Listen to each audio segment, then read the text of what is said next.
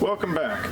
Today we're going to be continuing with the C30. We're going to do an oil change, transmission fluid change, potentially a coolant and brake fluid change. We'll see how it goes, but let's get started. Welcome to the engine bay. This is really the first time I've had a chance of looking at it. At first glance, they got rid of the AC system, which I don't quite understand that, and cold air intake's missing. They did a lid flip. Leak-wise, this side of the engine looks pretty good. The engine overall looks pretty good. Master cylinder looks like it might have a leak, but that could just be a bad gasket or a dirty gasket. Yeah. I say let's get the air cleaner off and take a look at the carburetor, and we can start working on oil change. Got myself a little bench to stand up on. The lid wasn't even tightened down.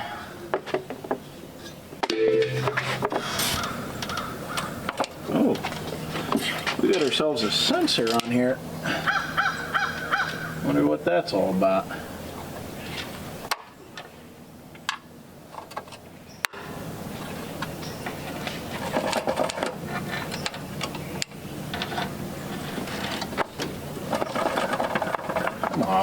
I'm off there. Okay. Never had so much trouble getting an air cleaner off. There's all kinds of interesting things on this. We got ourselves a nice little quadrajet. You know, these quadrajets got a bad rap, but if you get them tuned right, they're actually a pretty good carburetor. Now that's interesting. The cruise control linkage is missing, so I wonder if somebody turned on the cruise control and it just went full throttle. I've had that happen before. It was on a Oldsmobile. I turned on and hit the set button and it just went into full afterburners mode, went flying down the road. Luckily when I hit the brake it all turned off, but definitely wasn't expecting that. Let's start with draining the oil.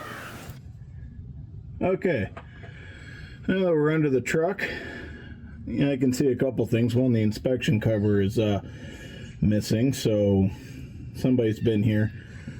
The sound that this thing makes when I start it makes me think that the starter has been replaced.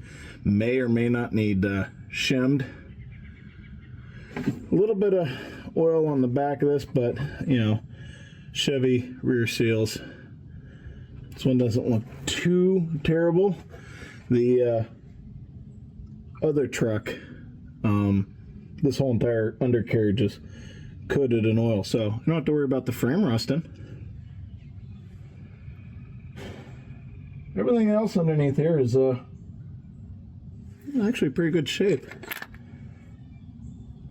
So let's get this out. Well, that's a good sign. That wasn't tightened down to 8 billion Newton meters. All right, and scold.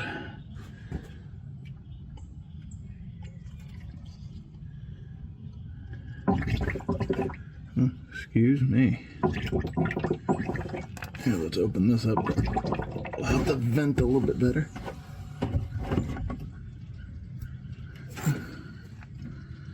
All right.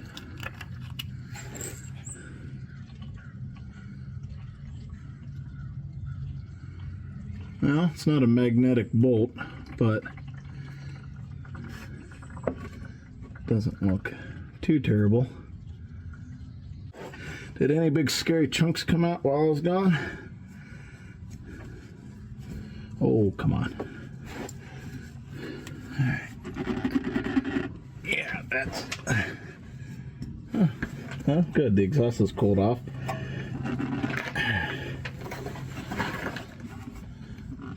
Oh yeah. Alright, let's start the fight with this thing. I hate doing this, but to have left me no choice. I really need to find a better tool for that. You know, the undercarriage of this truck's in really good shape.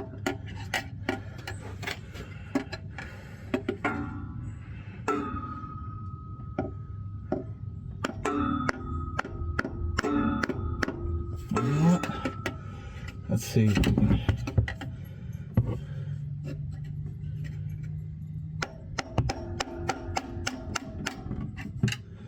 you go. At least drain that so it's not going down my arm. There we go.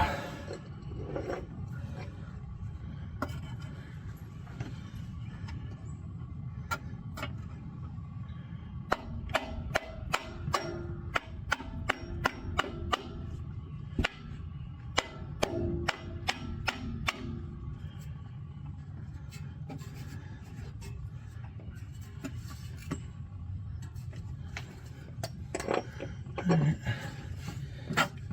Come back. Give me back my screwdriver. Give me it back. Alright, got the new filter, mileage, and date on it. Wicks. Let's go fill it up with some oil, thread it on. Now that we've filled up the filter and took a little bit of oil and put it up on the seal, let's put this filter up in here.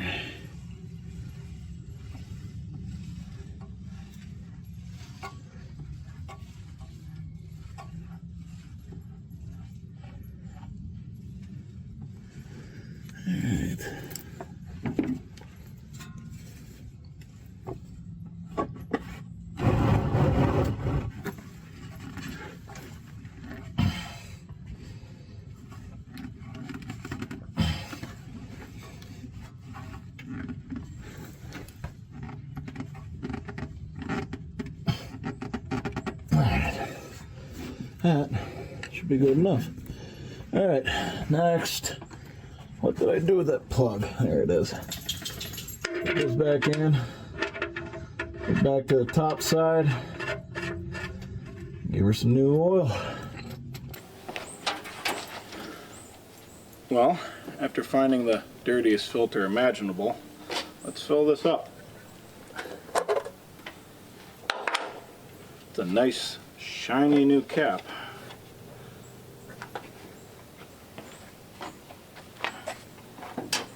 Oh, let's make a mess. Oh, there you go.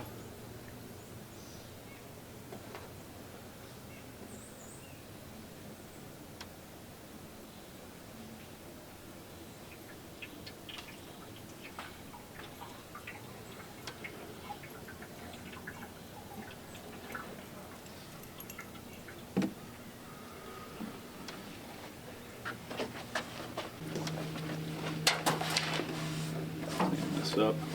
Oh, knocking everything over here.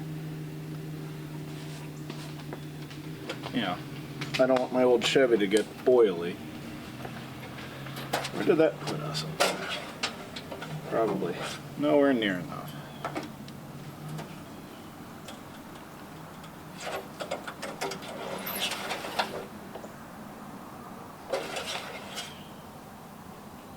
Oh yeah.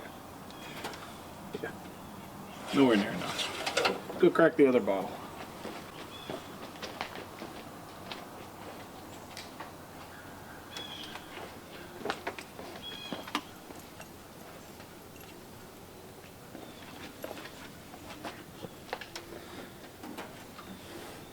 Alright, how much am I gonna spill of this?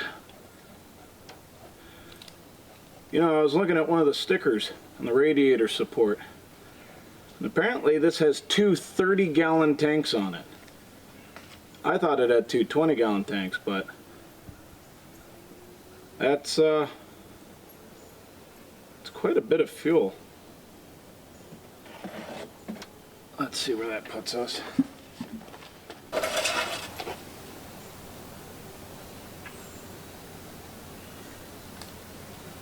Yeah, she's good.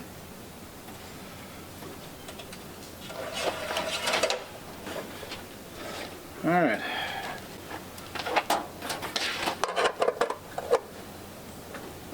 Well, that's one job complete.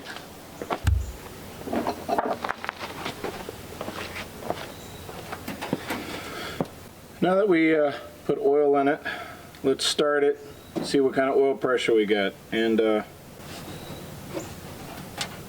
oh, there's a paper towel in there. That's that needs to be fixed. Let's go figure that one out.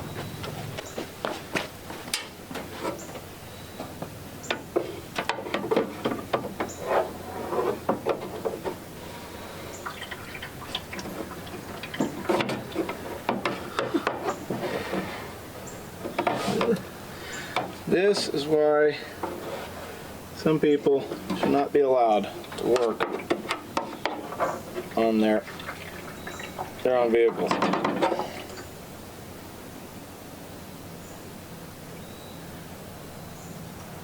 Some dirty coolant too. Put that there.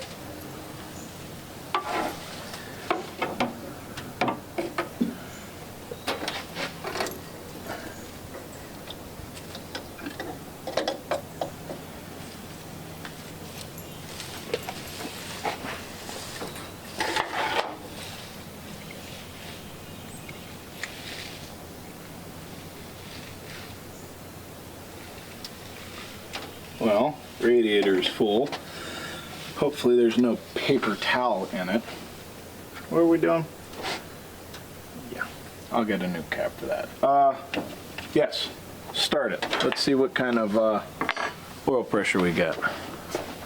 Okay, we got one of the fancy gauge packs because the gauges on the dash don't work.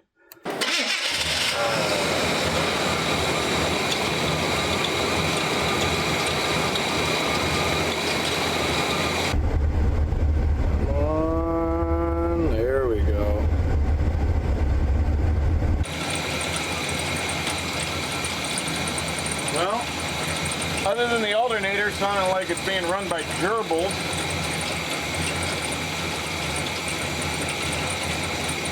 not too bad.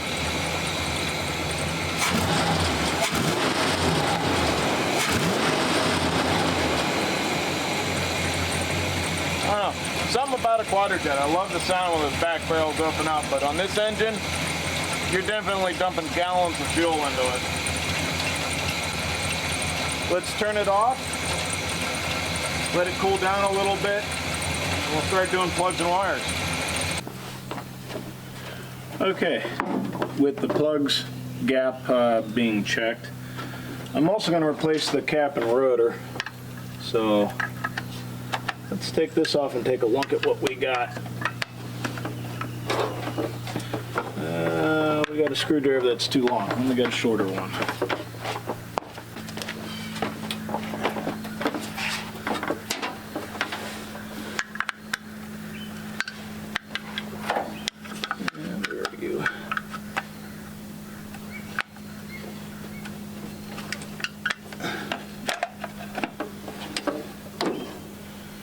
All right. Great.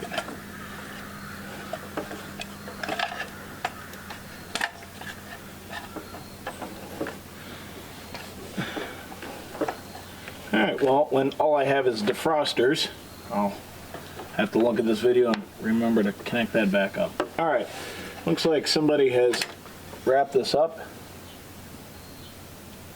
Well, that's interesting. So when I bought this, I was cleaning the previous owner's stuff out, and I found not one, but two sets of points and condensers. And I thought, oh, this is a bit new of a truck to have points.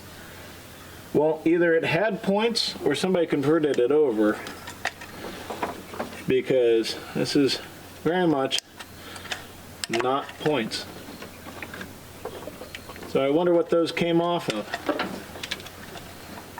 All right, here you have the inside of the distributor. In the center, you have a little cam that has 8 points on it, and that spins around and tells this sensor when to fire the spark plug.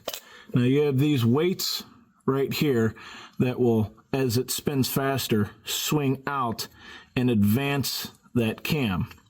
You also have a vacuum canister that will pull in to change the advancing as well.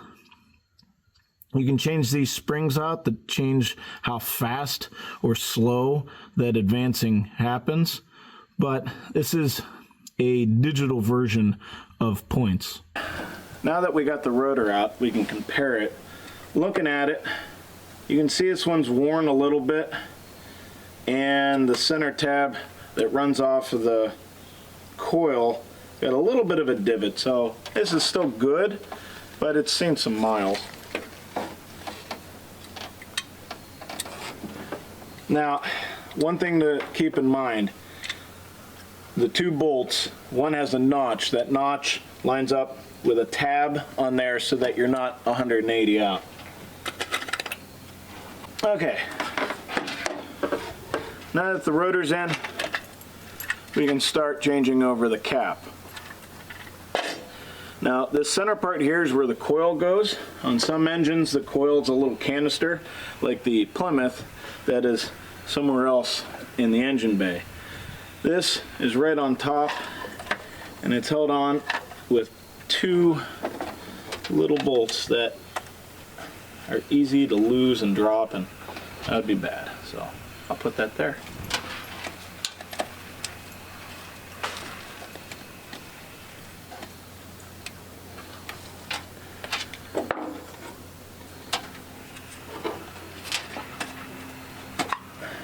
All right.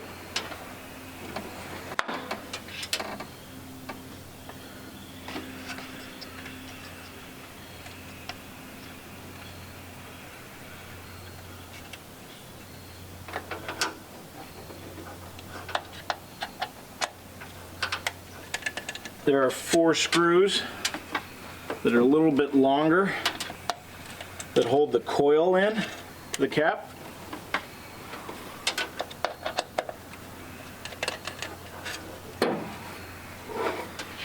Now GM has made it very easy to add a tack if you want. If you look at the, there it is.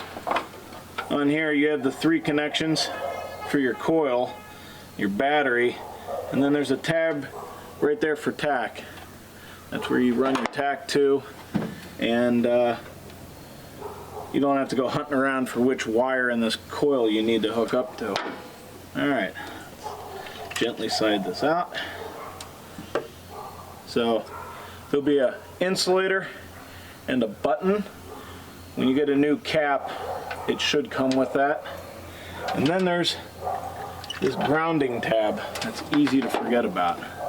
So let's put that in first. Put this here, slide this in, and go grab that.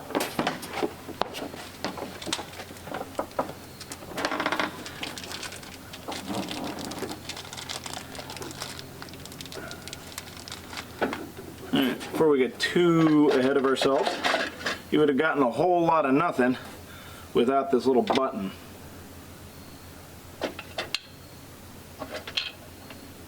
So this is your power and your primary, and this is your ground for your secondary. Secondary comes out of here through the little button through the rotor to your spark plug wires. So now that the button's in there, we can put all this together.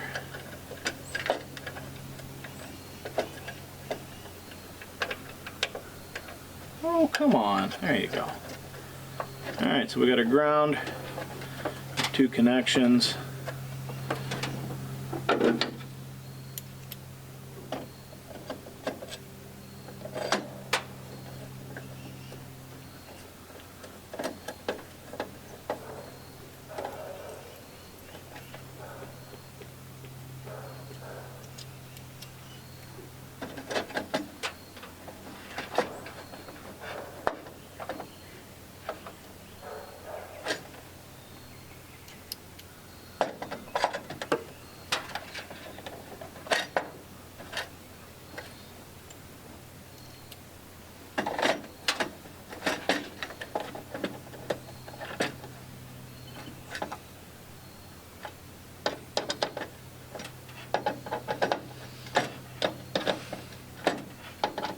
Okay, with the coil installed, we can put the cover back on.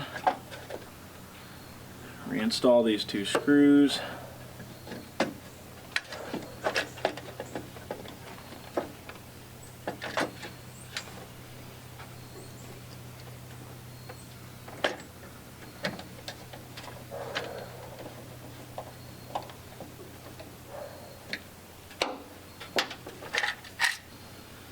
Alright, now, just like the rudder, the cap has a notch on it as well. Make sure you have it clocked in their correct position.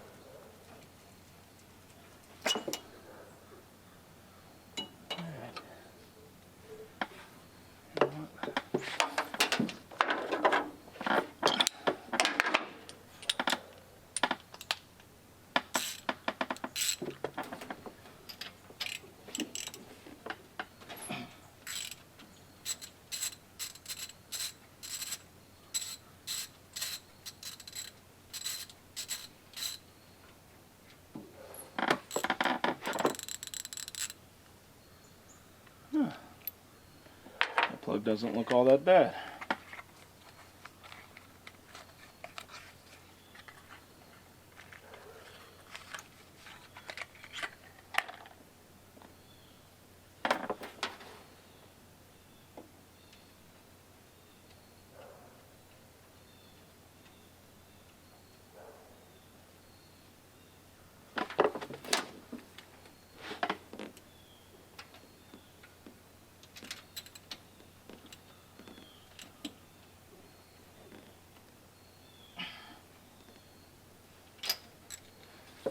Alright.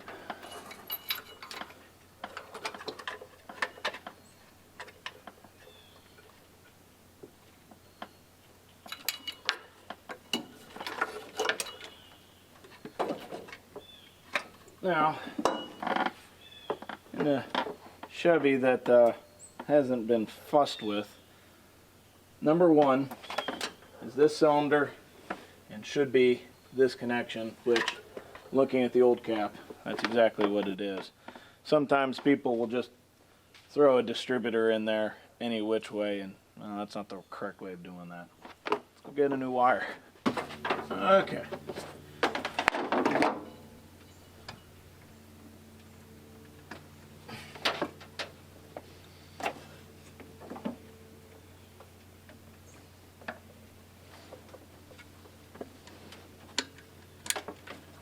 Alright, that's one down.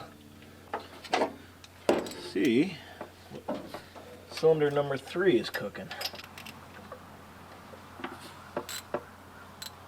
Well, other than the gap doesn't look right, that one's pretty good. Give me it.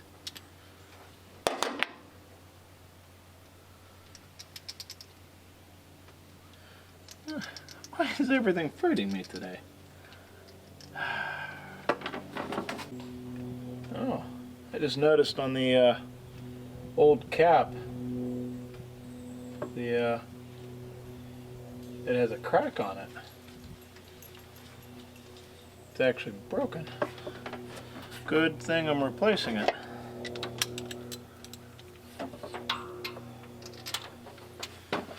Yeah, these old wires have this really nice little heat shield on them. I want to keep that.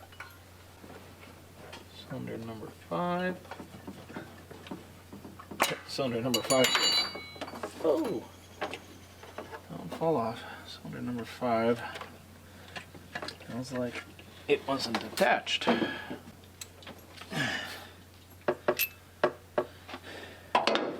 Good news is these plugs all look really good.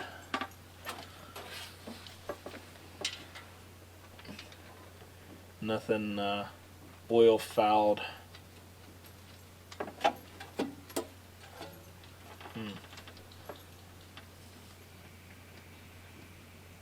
There might be a clutch fan in the future. Now usually 7 and 8 are the ones that are going to get all the oil. Let's see. This one's not too bad, other than yet again the gap doesn't look right. Alright. 1, 2, this should be 7 here.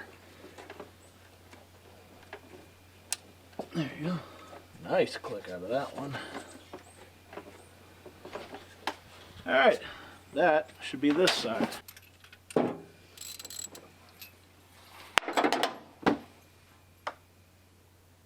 This one looks pretty good. So far, all these plugs, they seem to be even and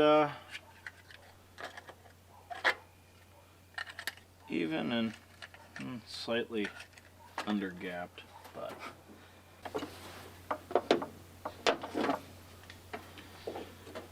okay. So this truck has a block heater, which is kind of cool. It also has a second battery tray. Now, there's the ground wire for the second battery tray, but I have yet to be able to find the positive for it. I wonder if that would run to a relay or to a harness that goes to the back of the vehicle for some kind of camper. Yeah, still has the instructions on how to change a tire. So I got that going for me.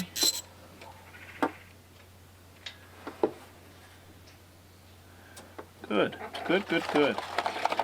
So this engine must be running really well, and it doesn't look like it's been all that long since the last tune-up. But now we know when the last tune-up was, so we can keep tabs on that for future maintenance. And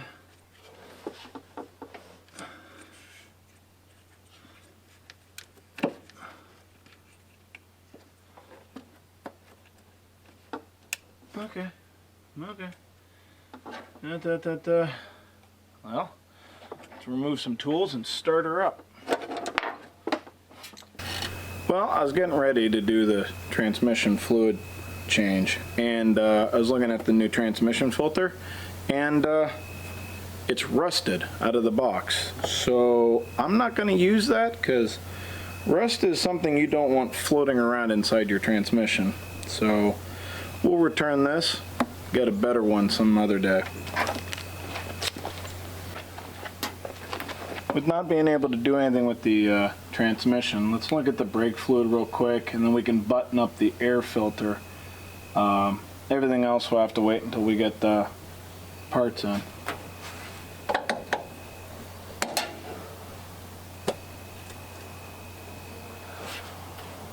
Well,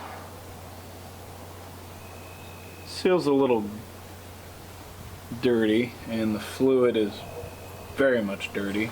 A little low on the front, but clean this off, see about doing something with that. Let's vac this stuff out, at least get the reservoir full of good stuff.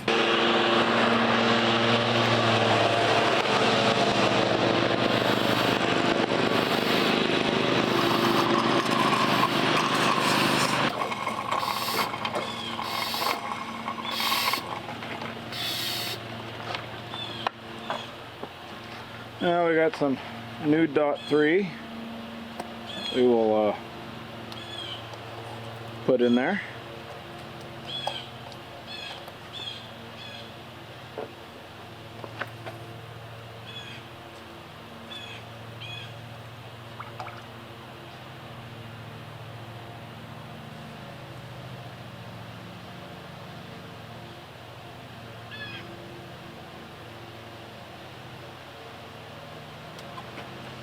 Alright, we will keep this handy we'll go hook up to the back, start vacuuming, crack it open, run back over here, keep this full.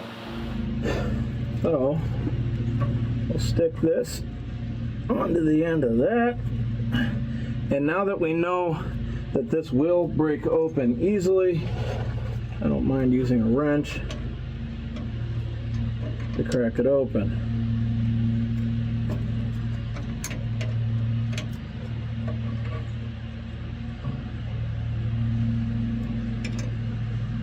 All right. Now let's start the vacuum and see what we pull through. Actually, you know what? I'm going to open this up a little bit more. Yeah, there it goes. Now it's starting to pour out on its own just by gravity. So, here we go.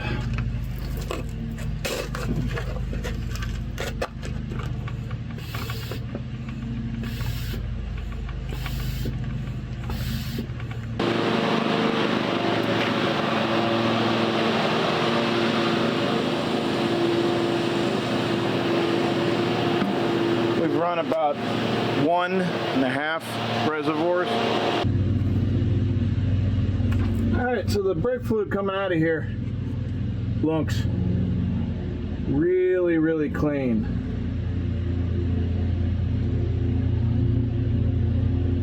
Some little air bubbles, but we're not making a perfect seal anywhere.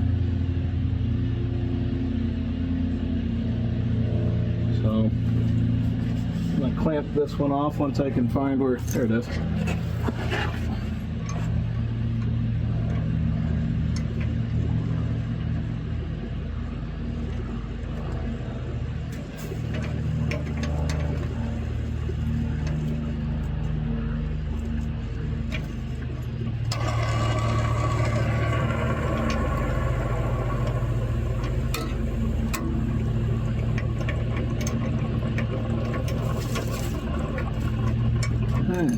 Snug it up with the wrench. You don't want to over tighten these, because that will just make it harder next time to loosen them back up. But you don't want them loose, because then they'll leak. Alright, let's go to the other side, see if we can have luck there. Alright, driver's side rear. Spray it with some love.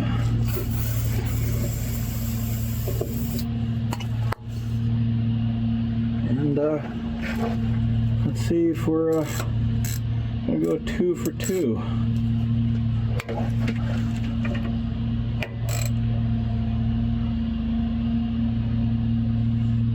Oh, look at that. Tell you what,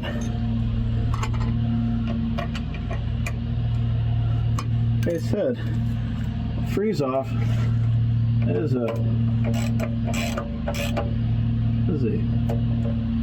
magical substance. Alright, now because we've already gone from the master cylinder all the way to that one, we only really have to clean out this line here. So this side here will go a lot quicker.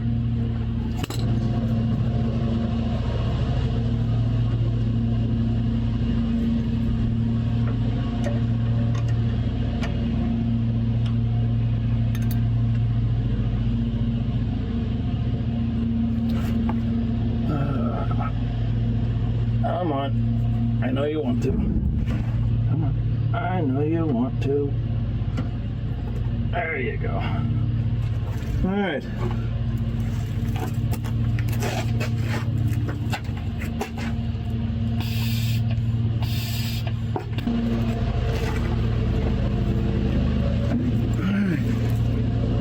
Oh yeah. This is doing real good. So, get my ratchet ready. Pull this off. Tighten her down. That sucking sound you hear is the vacuum, not the bleeder. All right, to move on to the front. All right, passenger front.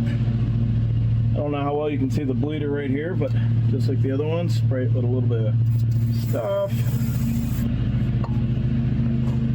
And let's see, we can go 3 for 3. Uh-oh. These are a bit bigger.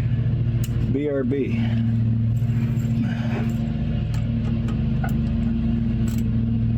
Alright. Now, I hold the socket flush so that I'm not putting any kind of weird strain on it. And nice little.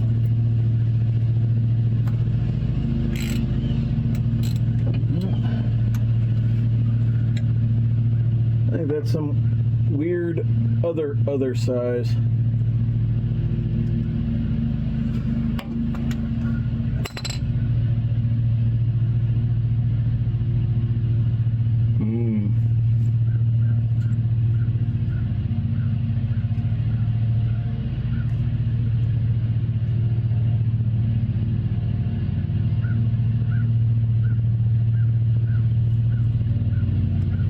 I think somebody's been here before.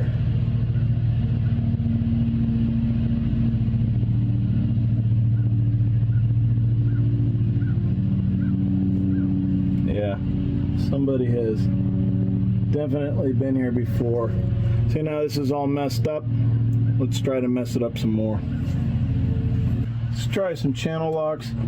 If that doesn't work, we'll go vice grips.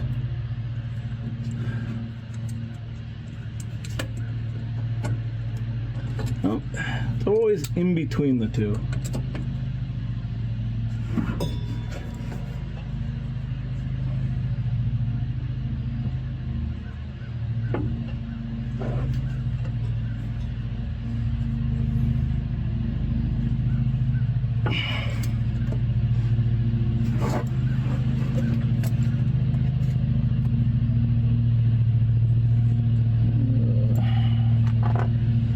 Get the feeling that you should just leave well enough alone.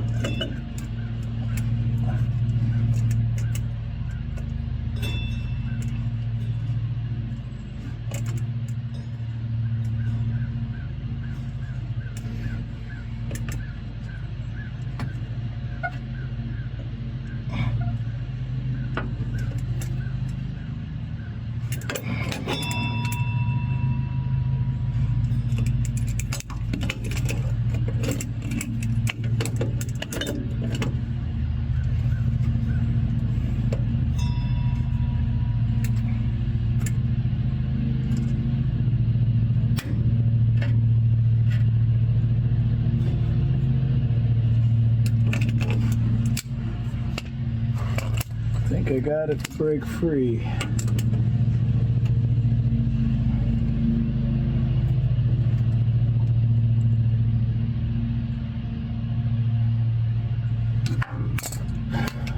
Or not.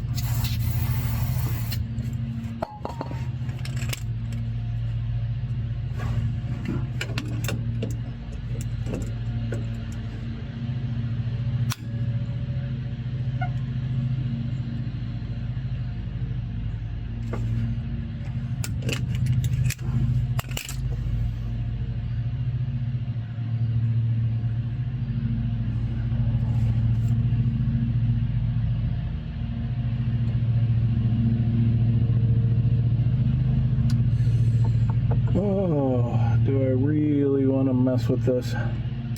Well, sometimes it's good to stop while you still can. Let's go take a look at the other side, see if we can get 3 of the 4. This side did break free, so we'll get it done.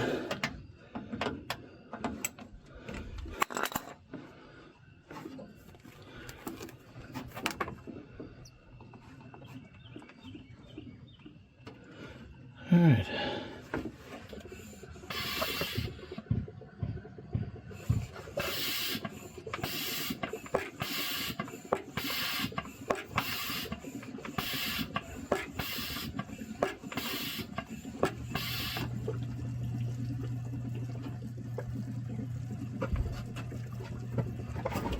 Looking at the fluid in the line, we are very much clear, so I'm gonna pop this, tighten it up as fast as I can.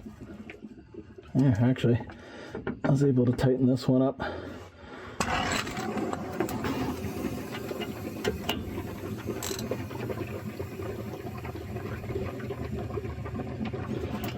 Alright, well, that's the best we can do.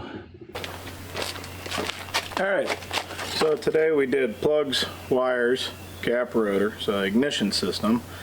We put a air cleaner on there that's not RTV'd onto the housing.